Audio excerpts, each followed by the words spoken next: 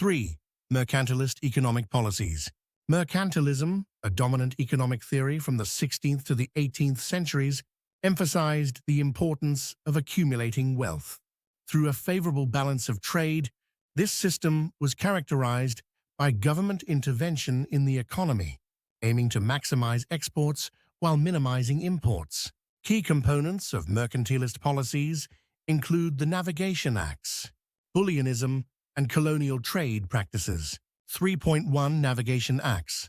The Navigation Acts were a series of laws enacted by the British Parliament in the 17th century to regulate colonial trade and enable England to collect taxes from the colonies. These acts mandated that certain goods produced in the colonies could only be shipped to England or other English colonies. The primary goals of the Navigation Acts included protection of British shipping. By restricting trade to English ships, the Acts aimed to bolster the British maritime industry and ensure that the profits from colonial trade benefited England directly. Maximization of exports. The Acts encouraged the export of raw materials from the colonies to England, where they could be processed and sold for profit. This was crucial for maintaining a favorable balance of trade. Minimization of imports. By controlling what could be imported into the colonies, the Navigation Acts sought to limit competition from foreign goods, thereby protecting domestic industries in England. These regulations were a form of economic nationalism, reinforcing the mercantilist belief that colonies existed primarily for the economic benefit of the mother country. 3.2 Bullionism. Bullionism is a subset of mercantilist thought that focuses on the accumulation of precious metals, particularly gold and silver, as a measure of national wealth.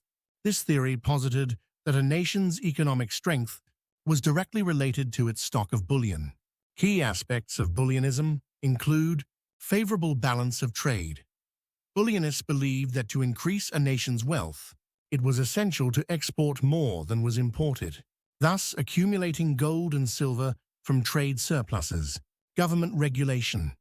Similar to broader mercantilist policies, bullionism advocated for strong government intervention in the economy to regulate trade and maintain a favorable balance. This included tariffs on imports and subsidies for exports. Historical context. Bullionism was particularly influential during the age of exploration and colonial expansion, as European powers sought to enrich themselves through the acquisition of precious metals from their colonies. 3.3 Colonial trade.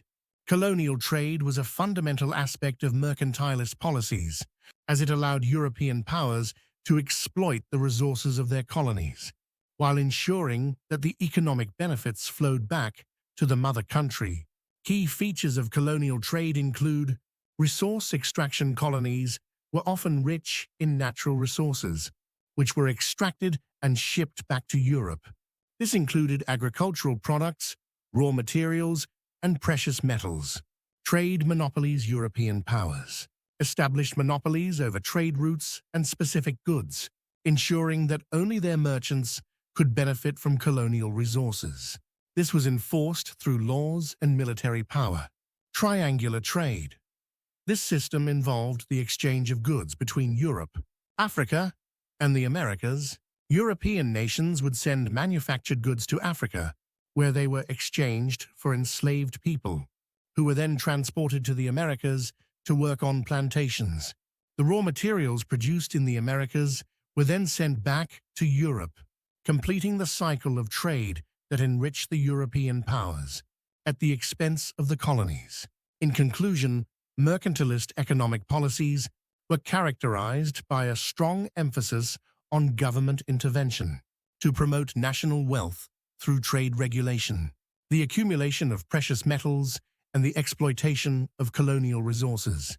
The Navigation Acts, bullionism, and colonial trade practices exemplify how these policies were implemented to achieve economic dominance.